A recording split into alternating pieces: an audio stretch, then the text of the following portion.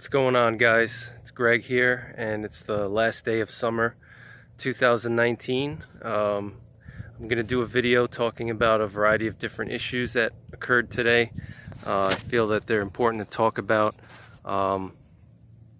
Behind me you can see the Hudson River through the trees there, over my shoulder.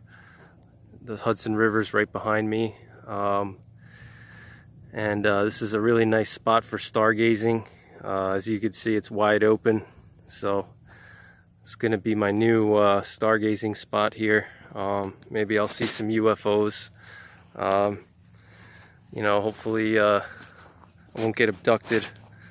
But anyway, I just wanted to talk about some important news that, if you're a prepper, you should be keeping an eye on. First is that today is the last day of summer in 2019, so you should be getting your preps ready for winter. I'm actually going to turn the camera around so you can see some of the scenery here. It's really nice, so hang on one sec. Alright guys, so rather than looking at my face, you can see some scenery while we're talking. So basically, it's the last day of summer. It definitely feels like it. It's in the upper 70s here in the Hudson Valley. Back there you can see the Hudson River through the trees. And then, the skies are just wide open here. So I'm going to do some stargazing here. Like I said, my new favorite spot. See if I can't find any UFOs. That would be pretty cool. It's hard to imagine that when you look out there over that open sky that, there's not something out there, some other intelligent beings, with, some interesting technology, maybe watching us. It's, who are we to judge, or who are we to know everything? But anyway, so it's the last day of summer. It's important that, you guys get all your preps ready. Winter's going to be coming soon. Here it was like already almost a frost. Last 2 nights were like upper 30s to low 40s. I know some areas of New England and northern New York already received a frost. So winter's going to be coming quickly. It's already the end of September. Before you know it, it's already going to be October, and the leaves are going to be changing, depending on your part of the country where you live. So it's going to come quickly, and just make sure that you have everything you need for the winter. You should always have some spare blankets, spare sleeping bags for everyone in your family. I always have I have 2 wool blankets. I have a military sleep system, and then I have some other sleeping blankets that I keep around, in case the power goes out, and by the time I turn the generator on and restore power, and the heat comes back on, it's better to have some spare sleeping bags and blankets laying around, especially for some of the more vulnerable members of your family. There's some vultures here circling. I don't know if you guys can see, pesky vultures. Believe it or not, vultures have a very useful purpose in the ecosystem. They destroy a lot of bacteria from dead animals that would normally just hang around in the environment. Just by eating the dead animals, they act as a sink for all the bacteria, the really harmful bacteria from rotting carcasses. Their stomachs are extremely acidic, so they can break down bacteria that would normally kill us. So they actually have a very useful purpose. It's funny. But anyway, so like I said, blankets, sleeping bags are critical. Aside from that, you may want to consider getting some heating sources. I really like the Mr. Buddy portable heater which uses like a screw-on propane tank, like one of the ones that you would use for a torch, which can provide, you know, a couple of hours of heat for a small area. And that's a really good thing to have if you're stuck on the side of the road somewhere. You can heat up your car, you know, as long as you don't burn yourself. You can also obviously heat up a small living space with it. You just have to watch out for carbon monoxide and make sure you don't tip it over. You know, but basically, you know, it's always also good to keep some firewood, spare firewood, even if you heat with oil. It's always good to keep like a little bit of wood laying around, if possible, depending on where you live. If you're in a urban or rural area, you know, obviously if you're in a city, it may be hard to store wood, but it's always good to keep a few split pieces of wood around in case you have to, you know, use it for starting a fire. You know, if you can't restore heat to your house, then you can always burn a fire outside and stay next to the fire for warmth, and, you know, make some type of improvised shelter. You know, and then obviously you should have a car survival kit. I always keep some gear in my car for every season, you know, but especially in the winter time, I keep it looks like some kind of scat over here. I don't know if that's a person's poop or a bear. It's a pretty big pile there. Maybe it's a bear, I don't know. This looks pretty fresh, maybe a couple of days. Some flies buzzing around. There are bears in this area here. They're pretty common. But, you know,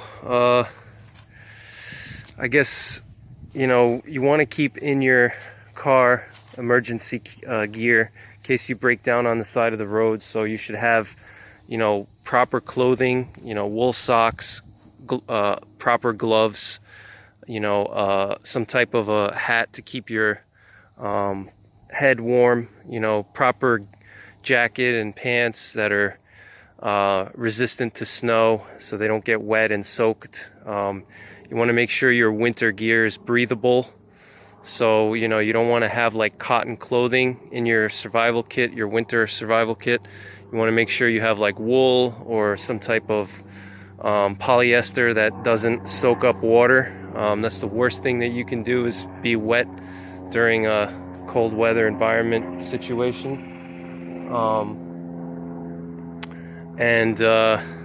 What else? So have your car survival kit, you know, keep your blankets, keep your sleeping bag, you know, portable heaters, good thing to have. What else? Did I miss anything? You know, just make sure you have everything squared away for the winter, just in case you have a blizzard, or you lose power, or there's an SHTF during the winter time. In my part of the country, we get pretty bad blizzards here. We get ice storms, we get all kinds of, you know, winter weather here. So, you know, sometimes the power can get knocked out, especially if it's very windy. If it's like a really bad nor'easter, sometimes the power can get knocked out. And you know, so it's always good to keep some supplies on hand. What else? So moving on to the news, something that I think is really important is I wanted to talk about some terrorist agents that were discovered recently and arrested. They were actually Hezbollah agents. And if you guys don't know what Hezbollah is it's a terrorist organization from Lebanon. And, you know, their mission is to basically overthrow the Israeli government and, you know, bring about a Muslim conquest of Israel.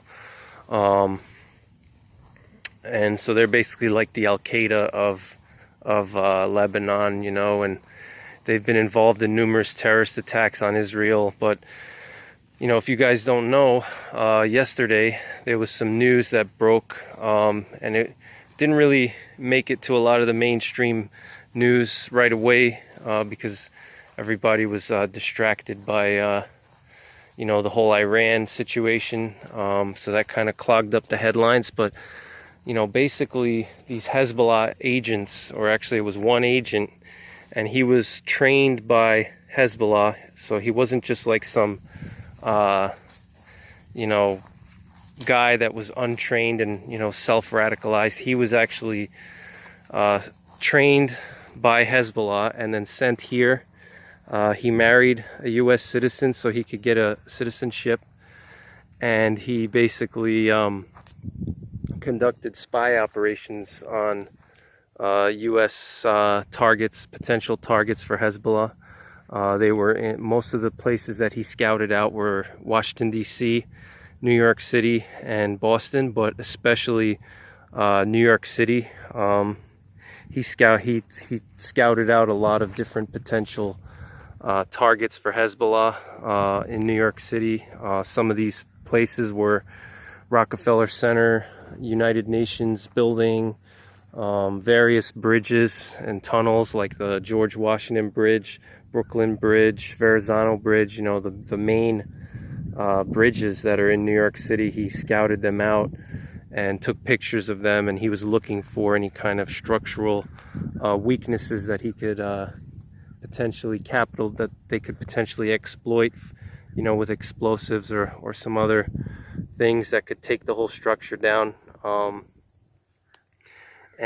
Basically, so he scouted out the bridges and Rockefeller Center, Statue of Liberty, various tourist sites and, culturally significant areas in New York City, Boston, and DC. And what's pretty disturbing is when they, arrested him, they found his phone, and they were able to access his phone, and they found a bunch of pictures of various areas in New York City, bridges, buildings, things like that. So I wanted to talk about this a little bit because this is kind of, disturbing in the sense that they actually trained him, and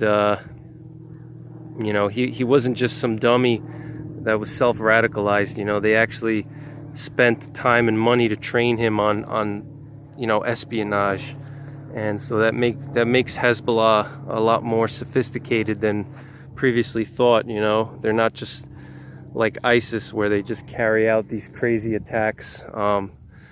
It seems like a more sophisticated spy operation, like something you would see out of Russia or China or a Western country where it's well funded and well equipped, well planned, well prepared. So this is definitely a cause of concern. And on this topic, if you guys live in a city or you commute to a city, now is a good time to take stock of your survival kit if you have one. If you don't have one, I strongly recommend that you put one together, especially for like a get home bag or urban survival kit. So this way you can get home from work, because most people, they work in big cities, especially New York, Boston, Washington, D.C. A lot of people work there, and then they live in the outskirts. So you want to make sure you have a way of getting home safely to your loved ones, and so you have means of self-defense, some food supplies to help sustain you for a couple of days. This is definitely very disturbing news. I just wanted to hear what you guys think about it. Do you think that this is something to worry about? Do you think that this is just a one-off incident? Do you think that, organizations like Hezbollah, which normally target Israel, are now, looking to target us here in the U.S.? Do you think that's something that we should worry about? What do you guys think? I think it's definitely a cause for concern. I think that, it's definitely something to keep in mind. What you're looking at is the Hudson River, and that big mountain right there. That is right behind that mountain is West Point Military Academy. I believe that mountain is actually Storm King Mountain. Yeah, so West Point is not too far from here. So basically, so we had the Hezbollah terrorists, scouting out U.S. cities, and then we obviously have the Iran incident. Also today, right now, as I'm making this video, the president is getting briefed on military options for Iran. He's getting briefed, so we don't know if he's going to do anything militarily. It's hard to say. It's possible that he does. It's possible that he doesn't do anything at all. It's really nobody knows. It looks right now like he's not going to do anything, but you should always be prepared, just in case there is some type of military action. Just know that there would be a effect on the oil supply, and there could potentially be an oil spike, which could cause gas prices to soar, which would affect the economy and stuff. So so that's pretty much it. Just wanted to do this little video here, and I wanted to also do a little video or little channel update and talk about what kind of videos I'm going to be making soon. So I would like to make a bug out practice video. I just gotta find some time to get out in the woods. So I'd like to just get my bug out kit and go on like a little practice bug out and try to get it on film for you guys and show you some tips and some things, I just got to find the time, and I got to get a new camera. Right now I have a GoPro camera, but obviously that's not good enough for, I want to get something a little, not just for like action shots, but like a legit camera. So I got to get a camera first, but hopefully I can get out into the woods and do that soon. And I'm gonna do some more range videos soon. I'm gonna test out some different ammo for my 44 Magnum. I got some bear loads for it, some 300 grain hard casts, so I would like to shoot those and maybe see if I can't see what kind of penetration it has, if I can't shoot it at some objects like wood, do like a penetration test. That's pretty much it. So I'm gonna keep dropping videos regularly, so keep an eye out on my channel. Thanks for the support and for the comments. I enjoy reading your comments. So that's pretty much it, guys. Enjoy the last day of summer, because it's gonna start getting cold soon. So stay safe, be ready, make sure you're ready. If there could be a terrorist attack at any time, you never know what can happen these days. Especially with news that that one agent for Hezbollah got arrested, and that's just one agent that got arrested. So you got to think about how many more right now as we speak are conducting spy operations against us and scouting out terrorist targets, because they don't all get caught, so a lot of them slip through the cracks. So make sure you're ready and take stock of what you have and what you need. You don't have to spend a crazy amount of money, just basic supplies, food, water, self-defense, a bug out plan, a place that you can go to if things go bad, a safe place where you and your family can go. Let me just turn the camera around real quick.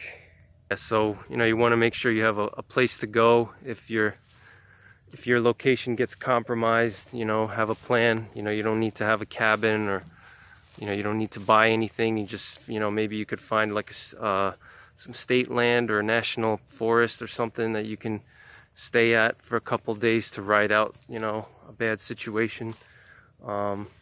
Keep your food and water stores up at a good level. You don't need to have like a year worth of food, but start small. start with like 2 or 3 weeks of food and water and build it up from there. You know, I would say 2 to 3 weeks would be a minimum in my opinion. And you know, also you should scout out areas where you can obtain water around your area, clean sources of water.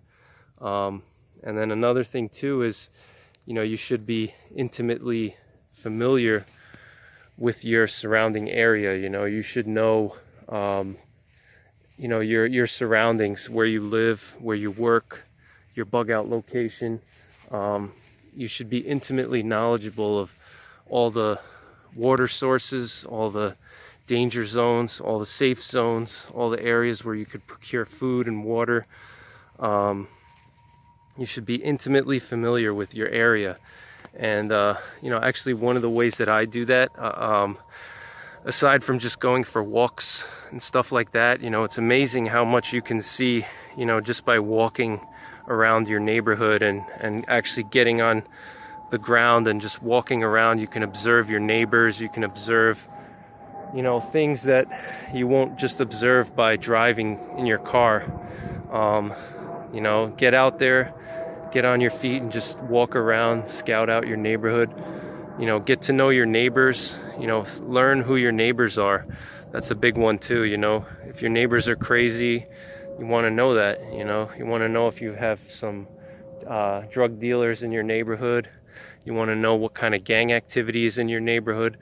A lot of this information you can find at your local police department. They'll usually post like police reports and any type of arrests that were made. So keep an eye on that regularly, so you know what your, you know, gang activity and crime is like in your area, and also in your, also in your bug out area. You know, you want to kind of know where the danger zones are, and you know what the crime is like, what's the most common crimes, where the hot zones are for crime. One of the ways that I do that is I actually use my ham radio and scan public safety frequencies, you know, at least like once a week. I'll just have it running in the background, you know, while I'm, you know, eating dinner or, you know, hanging out and just relaxing. I'll turn my scanner on and just, you know, listen to my local police department and sheriff's office, and you know, listen to what kind of calls come in through the dispatcher. And that kind of gives me a more intimate knowledge of what the crime is like around my area, because not all the crimes get reported. You know, not all of them make it to the, you know, news, your local newspaper. It's obviously impossible for the news to report every single crime. So, you know, it's pretty amazing what you'll find, you know, when you listen to a scanner, what kind of information you'll pick up. So, that's pretty much it, guys. Thanks for watching, and I'll see you soon. Take care, God bless, and stay ready. Bye for now. Just another video of the scenery for you guys before I go. There's the Hudson River, and there's West Point behind that big mountain there, somewhere further down. And it's just the scenery here. It's just beautiful here. So, alright guys, see you soon.